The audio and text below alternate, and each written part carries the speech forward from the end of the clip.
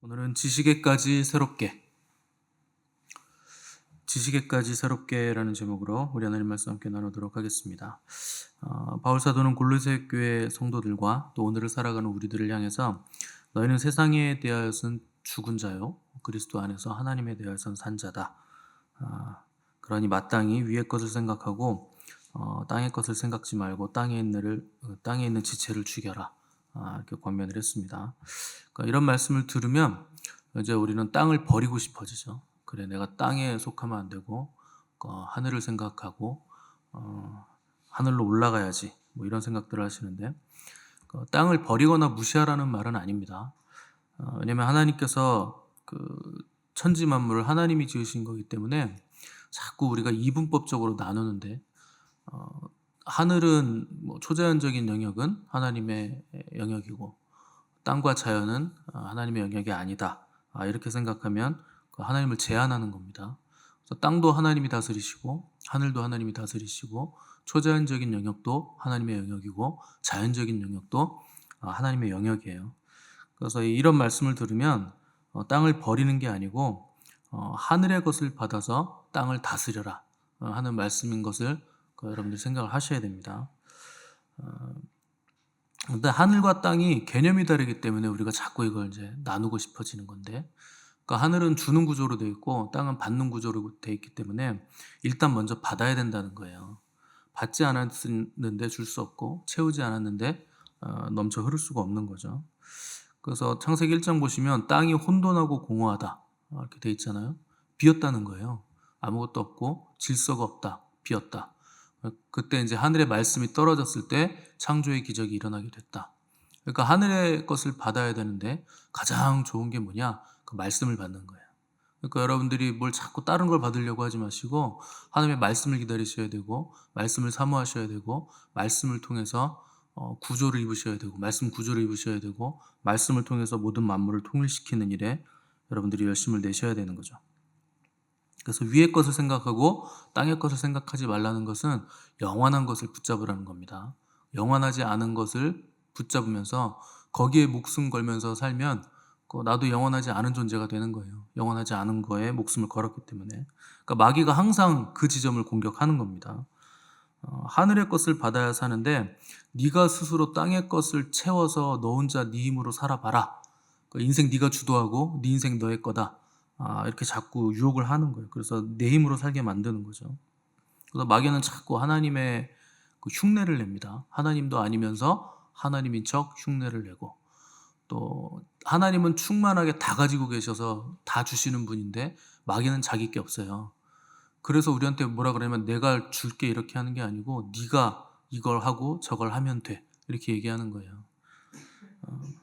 그래서 마귀가 뭐라고 얘기했느냐? 내가 하늘에 올라 하나님의 뭇별 위에 내 자리를 높이리라. 내가 북극 지폐에 가서 산 위에 앉으리라. 내가 가장 높은 구름에 올라가 지극히 높은 이와 같아지리라. 이게 태초에 마귀가 하나님을 배반했을 때 했던 얘기입니다.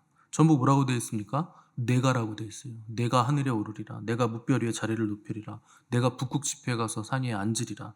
내가 가장 높은 구름에 올라가 내가 지극히 높아지리라. 마귀가 그런 존재입니다. 항상 주어가 나예요. 그러니까 자기 위치를 지키지 않고 하나님 보좌 앞에서 찬양하던 마귀가 스스로 높아지기 위해서 자리를 이탈했다는 거예요. 그래서 마귀 같은 사람들 보면 자기 자리를 떠납니다. 마귀에게 잡히면 그렇게 되는 거예요. 마귀의 속성을 따라가게 돼 있어요. 그래서 자기 자리를 지키지 않고 떠나버리죠. 위치를 이탈하는 거죠. 근데 결핍이 있으니까 결핍을 채우기 위해서 어디로 자꾸 가는 건데 하나님은 우리에게 다 주시지 않는 복을 주십니다. 우리는 다 받아야 복이라고 생각하잖아요. 아니에요. 다 없는 게 복이에요. 없으면 없을수록 더 복이에요. 그러니까 우리가 남부럽지 않게 모든 걸 다 가지고 있으면 여러분들이 여러분을 스스로 생각했을 때 하나님을 찾겠습니까? 돈도 많고 명예도 있고 건강도 있고 자녀들도 잘 되고 남편도 막 승승장구하고 너무 다 잘 돼. 하나님이 복을 주셨는지를 몰라요. 그럼 여러분 하나님을 찾으시겠어요? 안 찾아요. 인간은 그런 존재가 아닙니다. 그런 사람이 있는데 신앙도 좋아. 그럼 위인이에요. 그 사람은. 훌륭한 거예요. 근데 그런 사람 찾기 힘들죠. 당장 뭐가 생기면 산으로 둘러 다니는 게 인간의 속성이에요. 그래서 사람이 이 세상에서 너무 잘 되면 사람들 깔봅니다.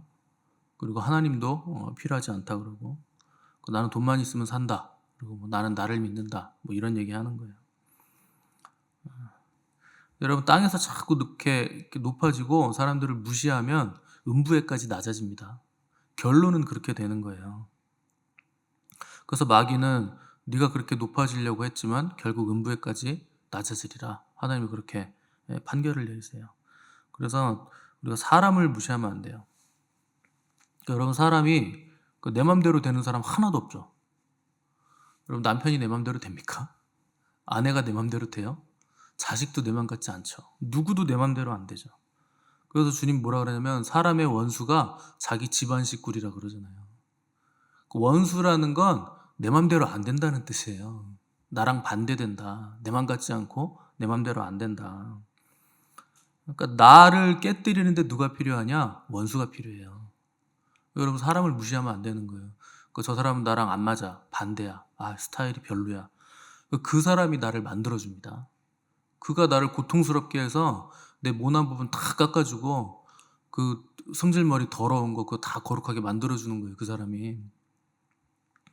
그러니까 마귀도 헛똑똑이에요. 그 마귀가 얼마나 어리석냐면 마귀가 열심히 성도들을 시험하고 그 마귀 짓을 하잖아요. 그게 우리를 거룩하게 만들어줍니다. 그래서 하나님이 마귀를 놔두는 거예요. 우리를 만들어가게 해주니까. 그러니까 마귀가 얼마나 헛똑똑이에요. 자기가 우리를 타락시켜 보겠다고 열심히 일은 하는데 하나님은 그 마귀를 통해서 우리를 거룩하게 만들어 가시는 거죠. 그러니까 하나님의 지혜는 마귀가 감히 따라갈 수 없는 겁니다.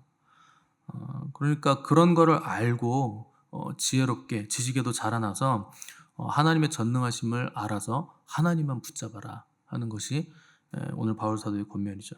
9절 10절 보시면 너희가 서로 거짓말을 하지 말라. 옛사람과 그 행위를 벗어버리고 새 사람을 입었으니 이는 자기를 창조하신 이의 형상을 따라 지식에까지 새롭게 하심을 입은 자니라.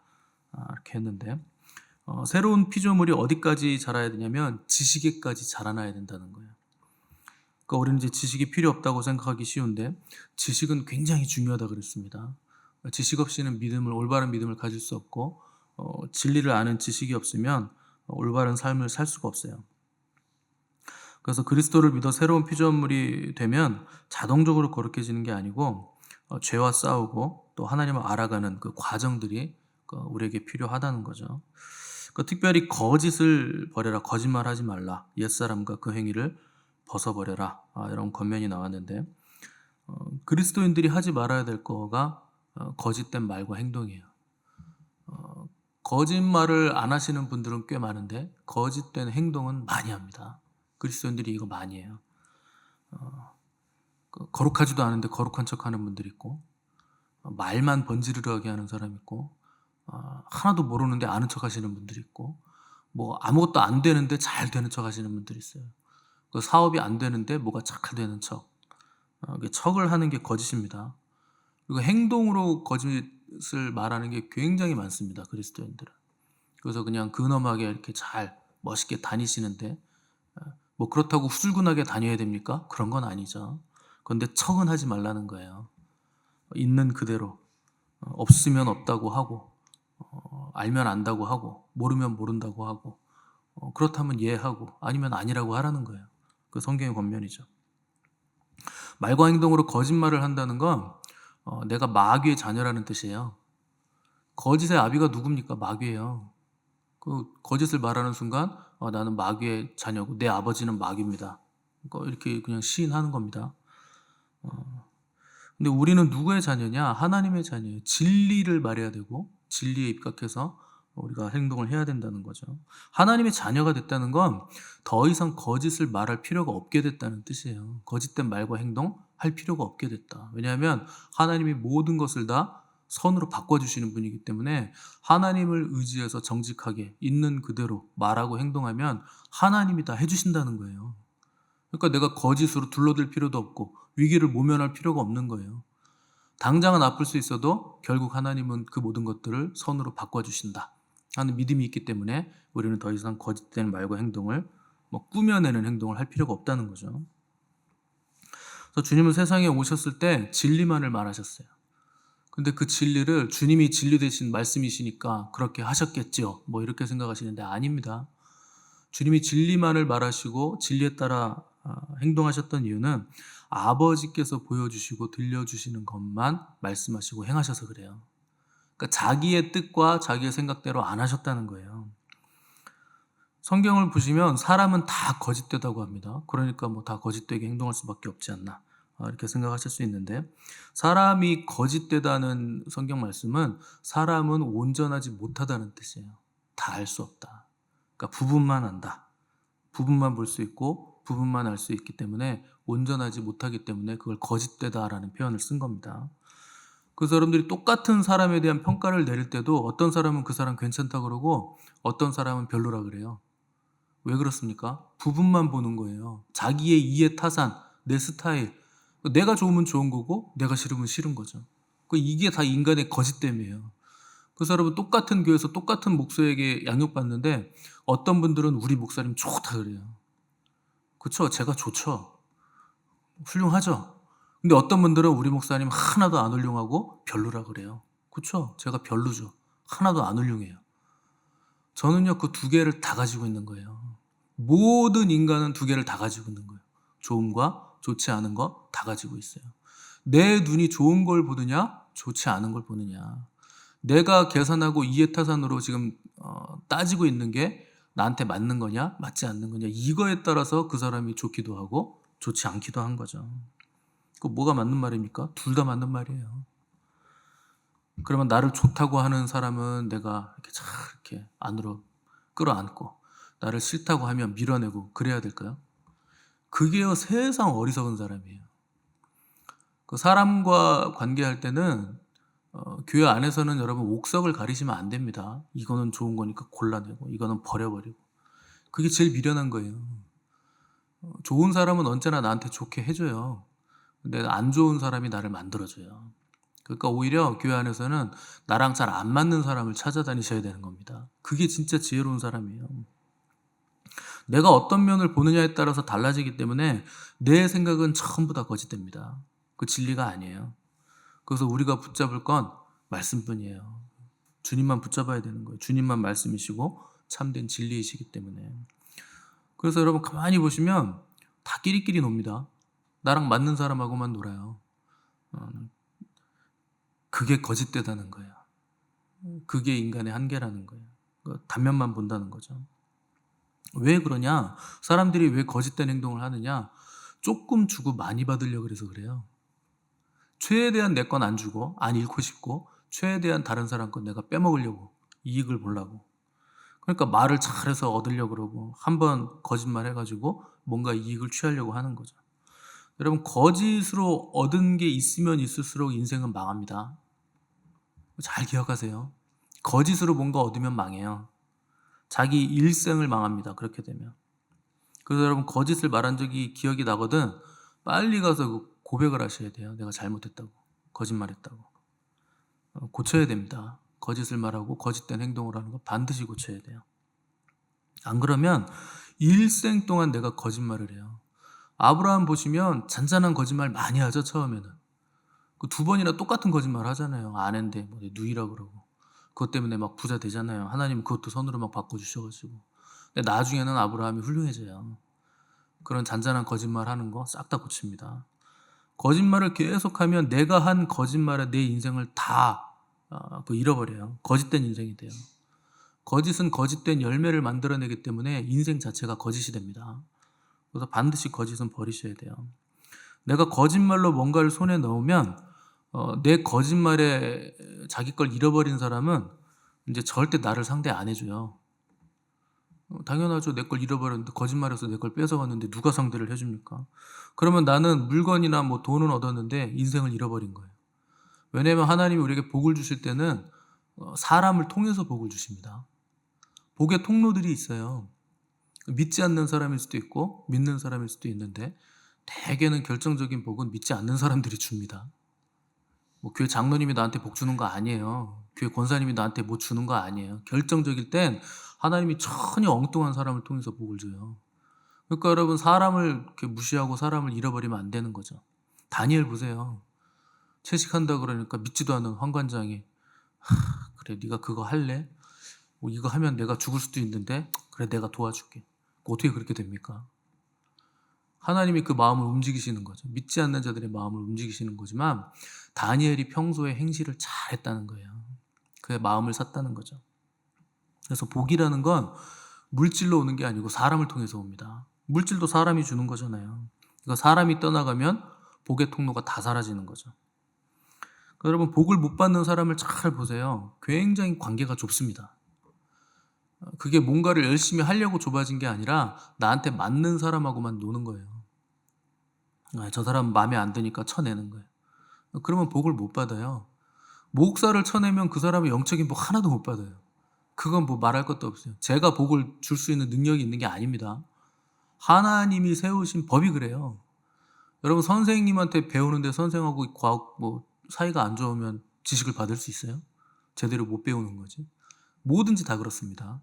권세자하고 사이가 안 좋으면 그 사람은 그를 통해서 흘러내리는 복을 하나도 못 받아요.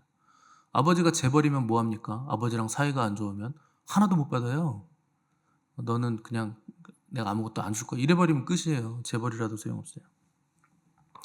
그래서 주님은 불의한 재물로 친구를 사귀라 그러잖아요. 뭐 불의한 재물이 무슨 뜻입니까? 사람들은 거기에 막 열심을 또 내시는데 그게 뭔지 알고 싶어가지고 그냥 재물 가지고 친구 만들라는 뜻이에요. 뭐 여러분 재물이 뭐 이롭습니까? 세상에 있는 건 다 불의하죠. 재물 가지고 어디다 쓸래? 그거 물어보는 거예요. 그걸로 친구 만들라는 거예요. 나만 잘 먹고 잘 살려고 쓰지 말고 베풀라는 거예요.